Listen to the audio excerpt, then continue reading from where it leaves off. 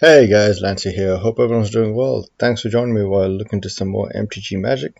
And I am going to very lately look into some of the mythic cards that came out in Innistrad Crimson Vow.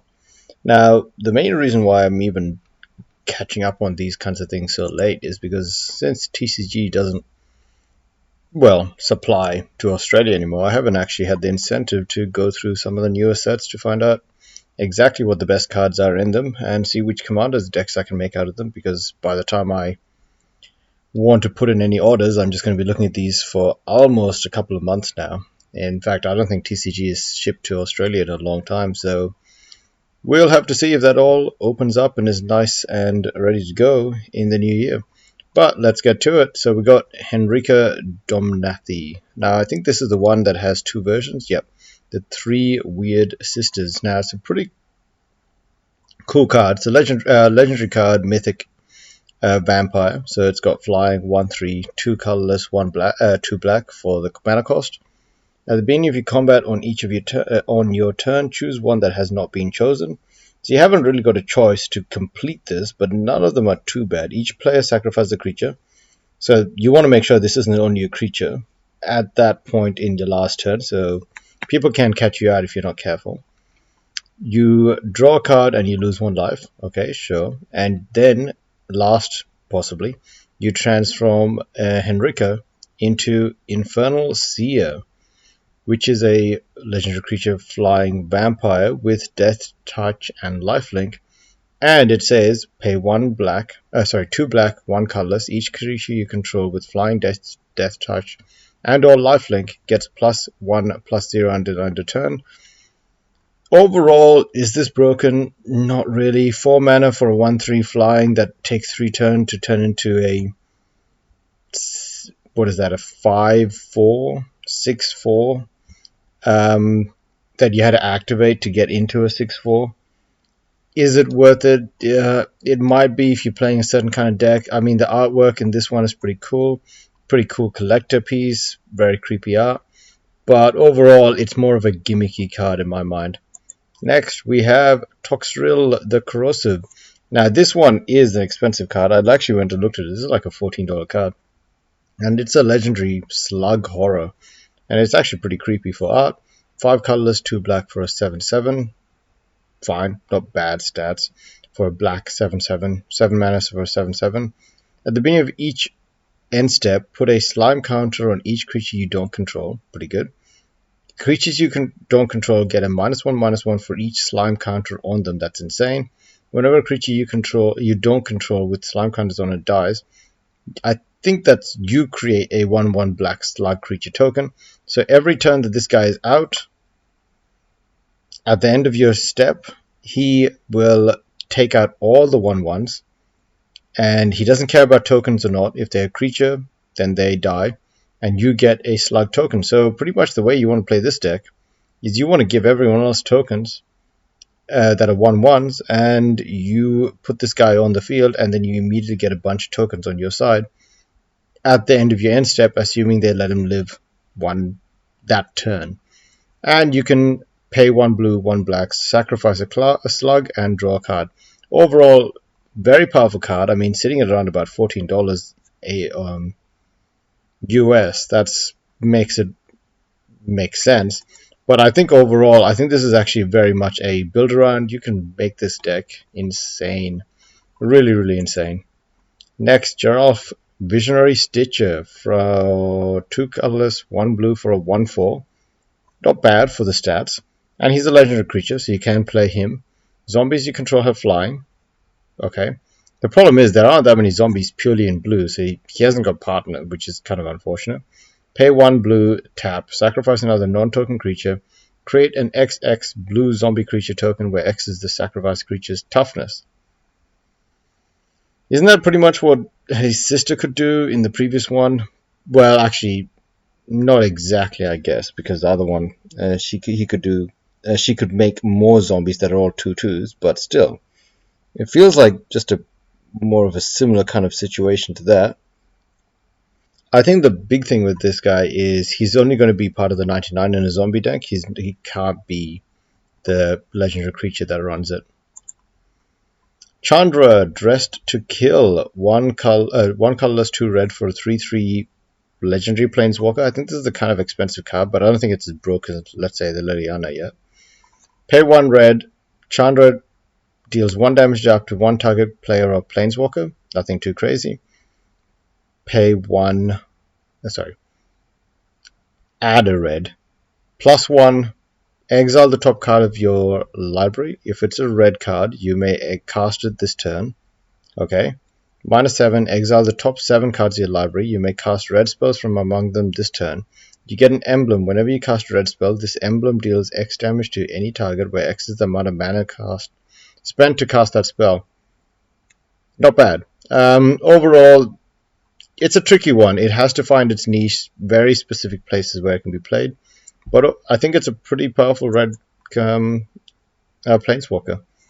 Strefan Mora Progenitor from Innistrad,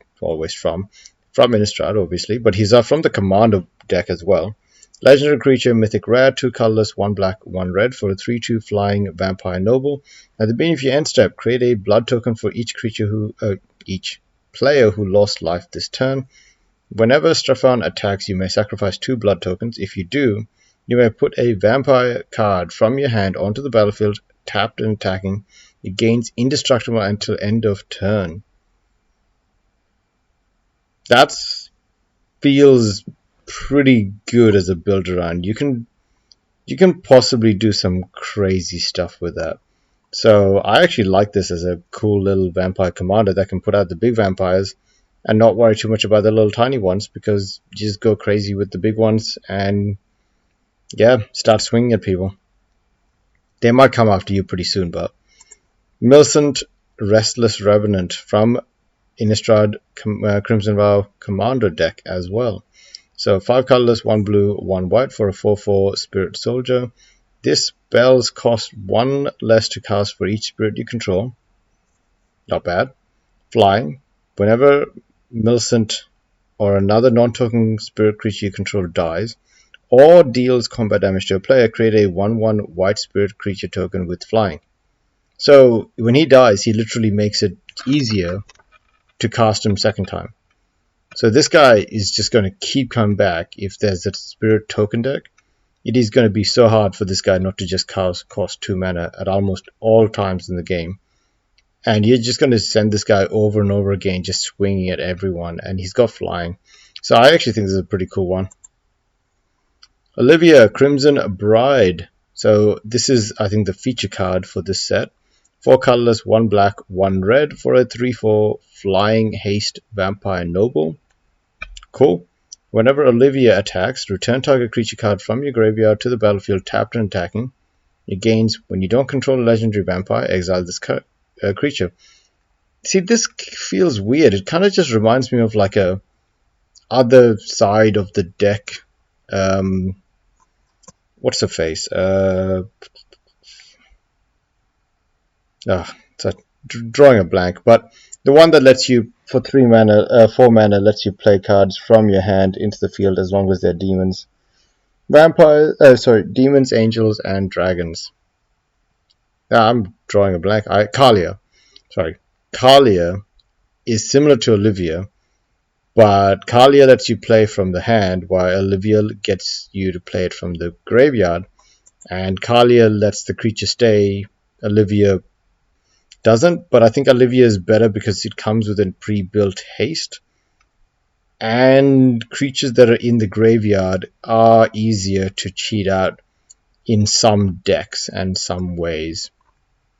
It's tricky. I mean, I guess best case scenario is maybe you should throw Olivia into a Kalia deck that plays with graveyards, which mine actually kind of does. So maybe Olivia, if I ever got her, would be better in my Kalia deck, even if she isn't a dragon, angel, or demon. Faithbound Judge, 1 colorless, 2 white for a 4/4 Spirit Soldier. That sounds broken. With Defender, Flying, and Vigilance.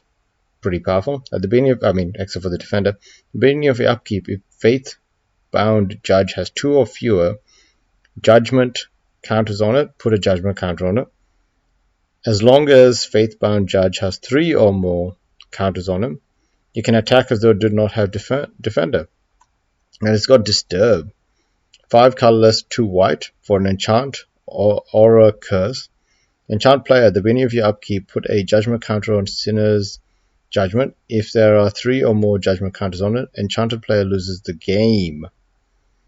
If Sinner's Judgment would be put into the graveyard from anywhere, exile instead. Okay, so this would be a great commander if you specifically wanted to go for a beatdown kind of a deck, because even if you flip it around and give it the Disturb so that you can get the 3 counters on it, if you can get 3 counters on this guy, and then, or this card gets removed, then you can still put this guy into the command zone, and he's pretty easy to kind of knock back, and there are ways to remove and add counters, so pretty broken card in my mind, at least powerful. Eruth, Tormented Prophet, 1 colorless, 1 blue, 1 red for a 2/4 human wizard. Is that meant to be her? She looks kind of freaked out. Okay. If you would draw a card, exile the top 2 cards of your library instead. You may play those cards this turn. I guess if you don't play those cards this turn, they're exiled from then on, but cool. Looks pretty good. Cemetery Desecrator, 4 colorless, 2 black for a 4/4 zombie, mythic, with menace. When Cemetery Desecrator enters the battlefield or dies, exile another card from your graveyard. If you do, choose 1. Remove X counters from target permanent, where X is the value of the exiled card. Okay. Target creature an opponent controls gets -X until end turn, where X is the mana value of the exiled card. It's okay. I'm actually kind of surprised this is mythic, unless someone lets me know exactly why this thing is so broken. It just feels like an expensive 4/4 card with menace that when it enters the battlefield or dies, allows you to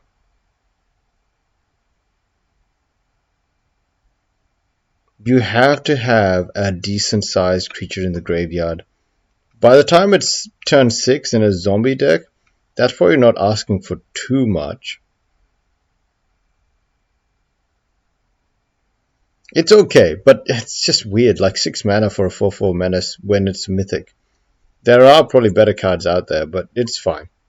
Olivia's Attendant, 4 colorless, 2 red for a 6/6 menace vampire. Wait, is this meant to be the equivalent to this zombie? But this guy is a mythic, so this is just a rare. Whenever Olivia's Attendant deals damage, not even combat damage to a player, deals damage, create that many blood tokens. And you can play 2 colorless, 1 red for it to deal 1 damage to any target. So every turn you could have this dealing 2 to 3 damage by just spending 6 to 9 mana. I mean, don't get me wrong, if you can play this card, then you already have 6 mana. And 6 mana is nothing to laugh about, because that's actually quite a lot. But if you deal 2 damage to someone, and you get 2 tokens that are artifacts, which in itself can be useful, and then the artifacts allow you to faithless looting in some way, I feel like this is a pretty good card. At least as far as, late stage goes. Jacob Hucken Inspector Hawken. 1 colorless, 1 blue for a 0/2 human advisor. Is this guy just Jace? The 0/2 Jace or 1/2 Jace or whatever, the one that lets you flip around and become Planeswalker. Tap, draw a card, then exile a card from your hand face down. You may look at that card for as long as it remains exiled. You may pay 4 colorless, 2 blue. If you do, transform in the Inspector into Hawkins Insight, legendary enchantment. At the beginning of your upkeep, exile the top card of your library face down. You may look at that card for as long as it remains exiled. Once during each of your turns, you may play a land or cast spells from among the cards exiled with this permanent, without paying its mana cost.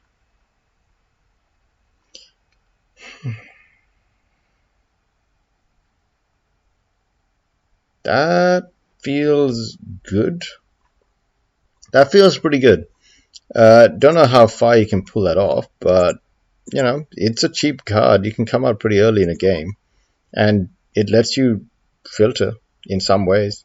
Kaya, Geist Hunter, 1 colorless, 1 white, 1 blue, 1 black for a 3 mana, 3 counter planeswalker, I guess. +1, creatures you control gain Death Touch until end of turn. Put a +1/+1 counter on up to one target creature token you control. Creature token you control, not creature. Okay. -2, until end of turn, if one or more tokens could be created under your control, twice that many of those tokens are created instead. Not bad. -6, exile all cards from all graveyards that create a 1/1 white spirit creature token with flying. For each creature, each card exiled this way. Each card exiled this way. She's kind of all over the place. She's like a milling kind of, but milling cards are usually in blue, and she's kind of like a token supporter with these two abilities. But you don't normally want to give tokens +1/+1, and it doesn't give them vigilance or anything like it. Gives them Death Touch, which is fine, and gives all of your creatures Death Touch. But it's only until end of turn, not until end of your next turn. I don't know, it feels limiting, but they aren't trying to break these guys anymore, so it's fine. And last two, Welcoming Vampire, 2 colorless, 1 white for a 2/3 flying vampire. Feels good. Whenever one or more other creatures with power 2 or less enter the battlefield under your control, draw a card. This ability triggers only once each turn. See, that only once each turn is the limiting factor, but this is still a very, very good card, I think. I think it's a good card. Edgar, Charmed Groom, 2 colorless, 1 black, 1 white for a 4/4 Vampire Noble. Other vampires you control get +1/+1. Show 4/4 for a 4 mana card is fine. Other vampires, it's a lord, so that's fine. When he dies, return it to the battlefield transformed under its owner's control. At the beginning, so it turns into Edgar Markov's Coffin, a legendary artifact. At the beginning of your upkeep, create a 1/1 white-black vampire creature token with lifelink and put a blood counter on Edgar Markov's Coffin. If there are 3 or more blood counters on it, remove those counters and transform it. Nice. Okay, so he goes back and forwards between this, does he? Sure. Doesn't sound too bad, actually. I wonder how he gets the energy to come back after he creates all these tokens, but cool. Anyways, guys, thanks for joining me while I go through these cards, and let me know how or what you think about these, and let's see what Wizards release next. I might try to keep on top of it. Hopefully TCG Player opens up, and I will continue doing my review at the end of this as well. Thanks for sticking around, and have a good one. See ya.